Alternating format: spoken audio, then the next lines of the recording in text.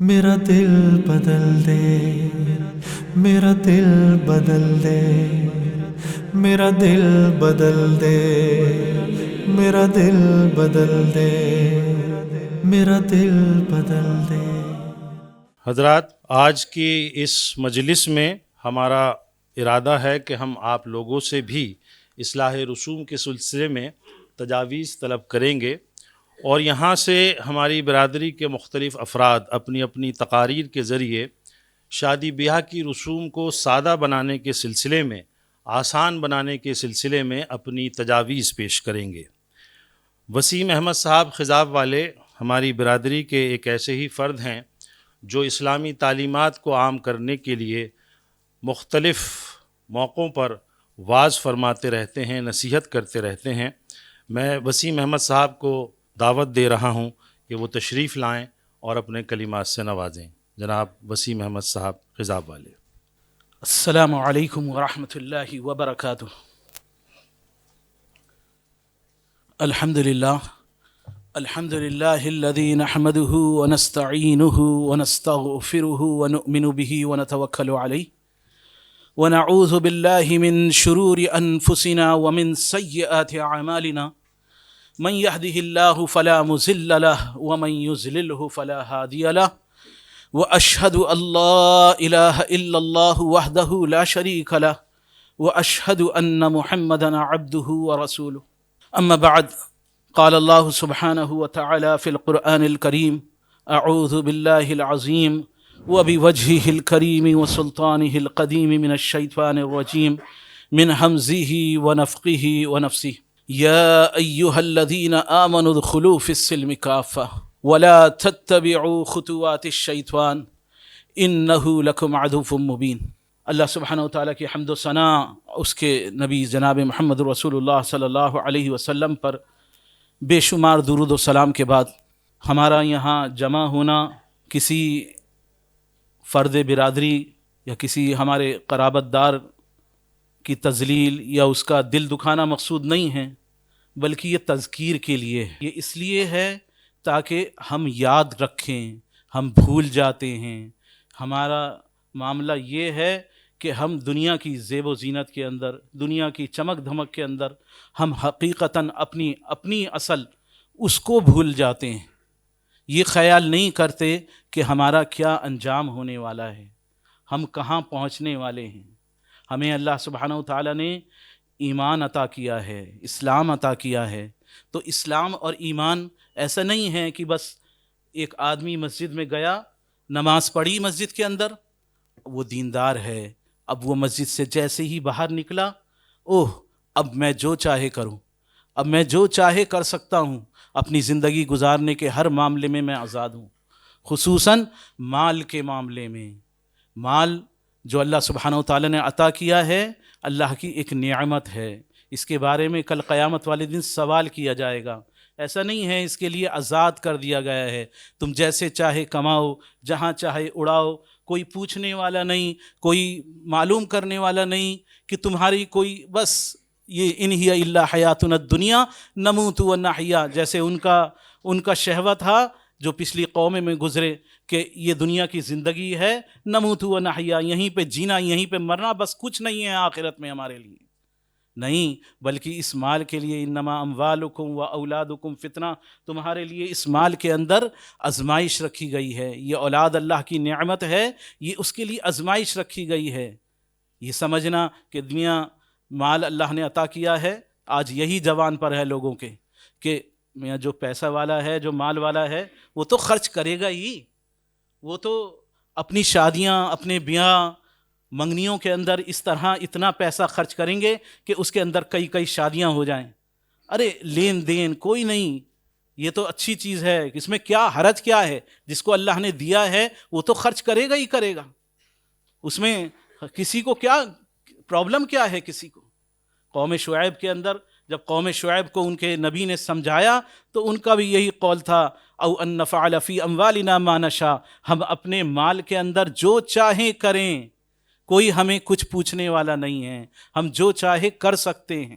لیکن ایسا نہیں ہے، ایک تو مال اس اعتبار سے کہ اللہ سبحانہ و تعالیٰ نے تمہیں عطا کیا ہے تو تمہارے قرابت داروں کے لیے کہ ان کی عزتیں تم ڈھانکو.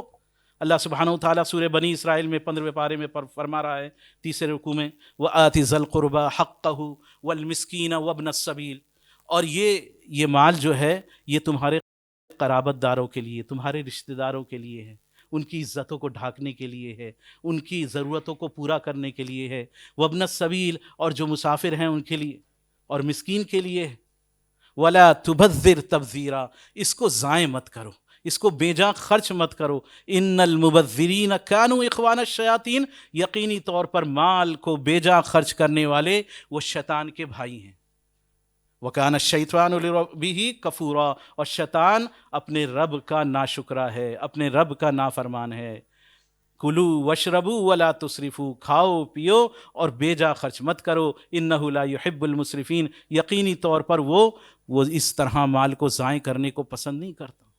اور آج اللہ سبحانہ و تعالیٰ نے قرآن پاک کے اندر ہمیں مثال دے کے سمجھایا کہ آج مال کے اعتبار سے ہم جس فتنے کے اندر مبتلا ہیں اپنی شادی بیاہ اور اپنی رسم و رواج کے اندر کہ ہم جیسے چاہے کریں، کوئی ہم سے پوچھنے والا نہیں. لوگوں کی زبانوں پر یہ ہے کہ یہ تحریک لگتا نہیں ہے کامیاب ہوگی، جو مالدار ہیں وہ نہیں سمجھیں گے، ان کی سمجھ میں نہیں آئے گا. لیکن جن کے دلوں میں اللہ کا خوف ہے، جو اللہ سے ڈرتے ہیں، وہ یقینی طور پر سمجھیں گے اس بات کو. اللہ سبحانہ و تعالیٰ نے ایک مال والے کی مثال دے کے فرمایا.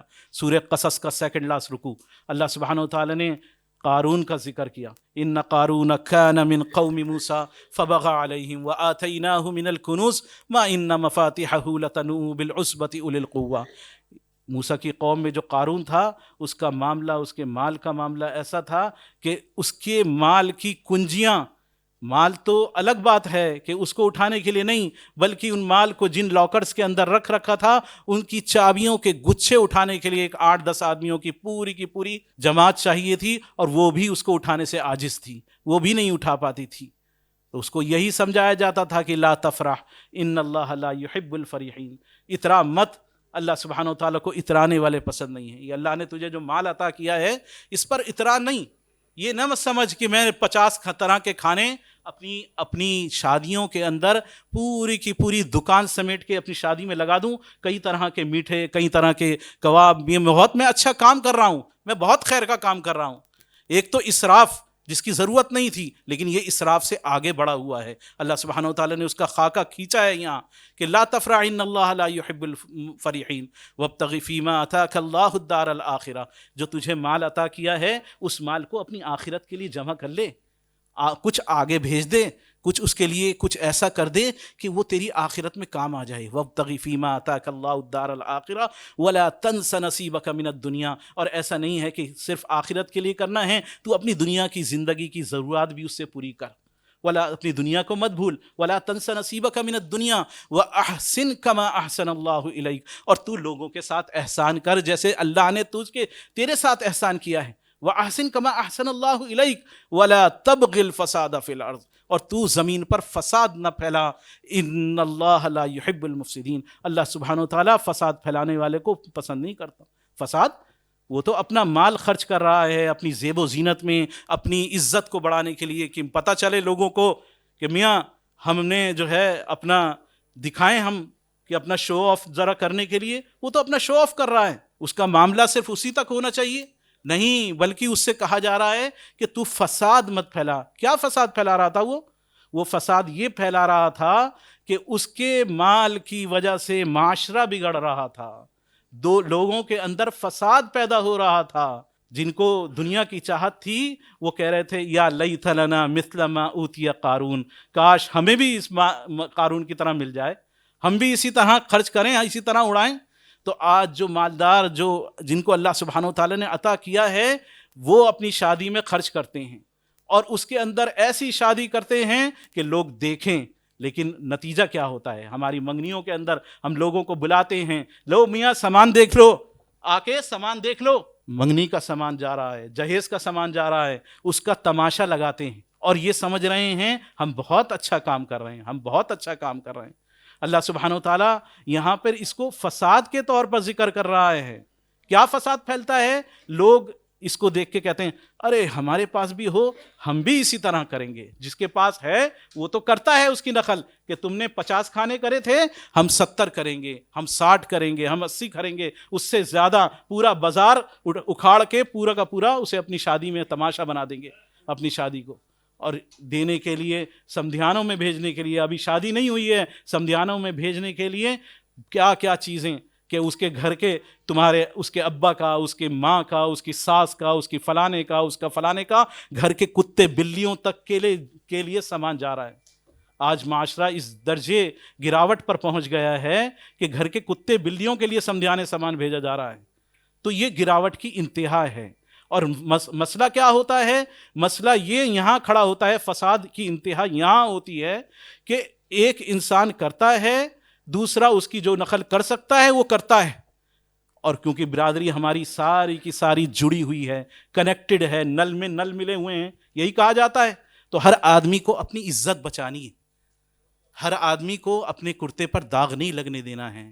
تو جس کے پاس نہیں ہے, اب میں اپنا فلیٹ بیچوں یا اپنا گھر بیچوں, کسی طرح سے بھی کروں, لیکن کسی طرح سے کر کے یہ جو ہے مجھے اپنی شادی کا جو ہے کرنا ہی کرنا ہے. میرے گھر میں جو شادی ہے اس کے لیے چاہے قرضہ لے کے کروں لیکن کرنا ہے. تو یہ فساد پھیلتا ہے, معاشرہ پورا بگڑتا چلا جا رہا ہے. حقیقتاً اس سے کون رک سکتا ہے؟ جس کے دل میں اللہ کا تقوی ہے, جو اللہ سے ڈرنے والا ہے. اللہ سبحانہ وتعالیٰ فرما رہا ہے واتقوا اللہ, ڈرو اللہ سے, وَاعْلَمُوا أَنَّكُمْ مُلَاقُوهُ, اور جان لو اس بات کو کہ ایک دن تمہیں اس سے ملاقات کرنی ہے.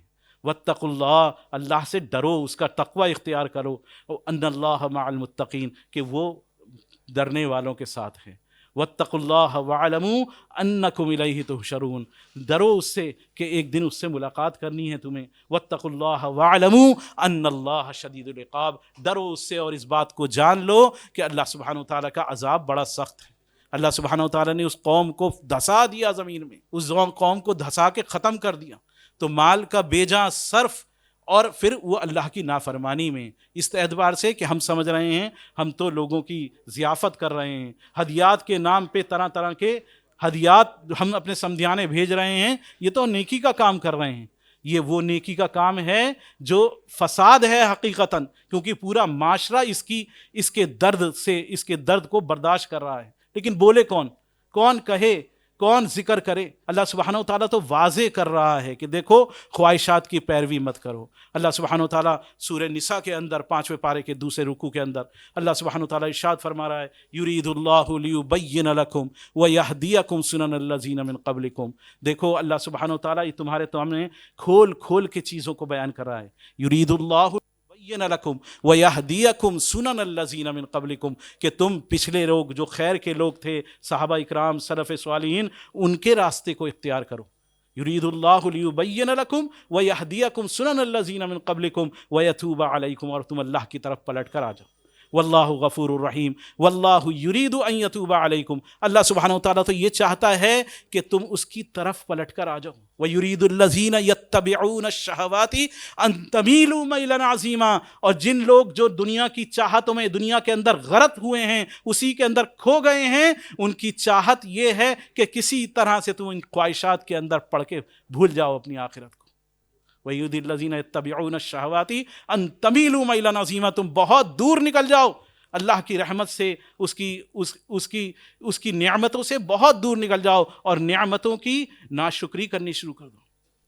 وَيُرِيدُ اللَّهُ أَن يُخَفِّفَ عَنْكُمْ, اللہ سبحانہ وتعالیٰ تمہارے لیے آسانی چاہتا ہے. تمہارے ہر معاملے کے اندر اس نے آسانی دی ہے, بگاڑ تم نے خود کیا ہے, اپنے آپ کو مشکل خود کیا ہے. وَيُرِيدُ اللَّهُ أَن يُخَفِّفَ عَنْكُمْ وَخُلِقَ الْإِنسَانُ ضَعِيفًا, انسان تو ہے ہی کمزور. اللہ سبحانہ وتعالیٰ جہنم کا ذکر فرما رہا ہے. مختصراً بہت میں اس بات کو عرض کر رہا ہوں, جہنمیوں کا ذکر فرما کے کہ جہنمی سوال کریں گے. آج تو پتہ نہیں کتنی نعمتیں ہیں, ان نعمتوں کے بدل میں جہنمی سوال کریں گے کہ کسی طرح جنت والے کچھ دے دیں. سورہ اعراف میں اس کو ذکر کیا ہے. تو الذین اتخذوا دینہم لہوا ولعبا, وہ کہیں گے کہ دیکھو حرام کر دیا ہے اللہ سبحانہ وتعالیٰ نے, جنہوں نے اپنے دین کو, اپنی زندگی کو, اپنے گزارنے کے ذریعے کو کھیل تماشا بنا کے رکھ دیا تھا, ان کے لیے آج حرام کر دیا گیا ہے ان نعمتوں کو. فَالْيَوْمَ نَنْسَاهُمْ كَمَا نَسُوا لِقَاءَ يَوْمِهِمْ هَذَا, آج بھلا دیا گیا ہے جیسے انہوں نے دنیا میں اللہ کو بھلا دیا. تو آج تقوی کی ضرورت ہے۔ اور آخر میں یہ بات میں ساتھ میں عرض کروں گا کہ اللہ سبحانہ وتعالیٰ کی ہم جو ہیں سب کے سب مل کے اگر متفق طور پر جمع ہو جائیں تو ایسا نہیں ہے کہ کچھ لوگ کریں اور کچھ لوگ جو ہیں بھئی ہاں کر رہے ہیں جو کر رہے ہیں کریں، نہیں، ایسا نہیں ہے۔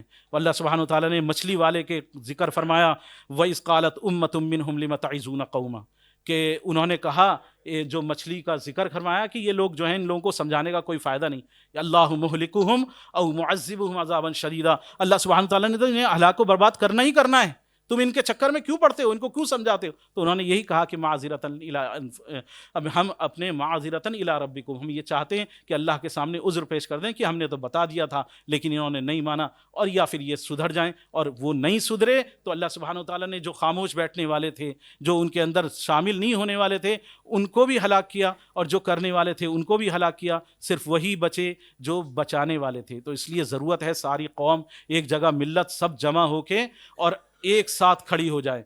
حضرت عمر رضی اللہ تعالیٰ عنہ کے واقعے کے ساتھ ختم کر رہا ہوں۔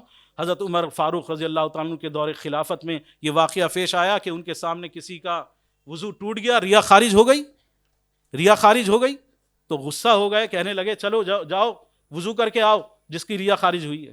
تو کسی نے مشورہ دیا کہ بھائی کیا یہ بہتر نہیں ہے کہ سب کے سب اٹھ جائیں، ایک آدمی کی عزت پر آئے گا، ایک آدمی کی عزت پر بنے گی، سب کے سب چل کے جا کے وضو جو ہیں وہ بنا لیں تو سب کی عزت بچ جائے گی۔ تو اگر ہم سب کے سب اپنی شادیوں میں سادگی اختیار کر لیں تو سب کی عزت بچ جائے گی، اور اگر صرف چند لوگ کریں گے تو میاں یہ لوگ کرتے ہیں، ان کے پاس نہیں ہوگا، یا ان کے پاس فلانا ہے، وہ ایسے لوگ ہیں ایسے لوگ ہیں، تو اللہ سبحانہ وتعالیٰ سے بہت کم بات میں یہ بات سمجھ لی جائے کہ اللہ سبحانہ وتعالیٰ نے ہمیں جو ہدایت دی ہے اس ہدایت پر عمل کرنا ضروری ہے، اس دنیا میں سمجھنا اس بات کو ضروری ہے۔ اللہ سبحانہ وتعالیٰ سے دعا ہے کہ اللہ سبحانہ وتعالیٰ ہمیں عمل کرنے کی توفیق عطا فرما دے، آمین۔ وآخر دعوانا الحمد للہ رب العالمین، السلام علیکم۔ خواتین و حضرات، یہ تھے جناب وسیم احمد صاحب خضاب والے، جنہوں نے بہت پرمغز تقریر کی اور اصلاح رسوم کے سلسلے میں ہمیں بہت روشنی، قرآنی روشنی عطا کی، اور اللہ سبحانہ و تعالیٰ کے کلام پاک سے ہمیں یہ احساس دلایا کہ ہم اپنی شادیوں میں زیادہ سے زیادہ سادگی کا اہتمام کریں۔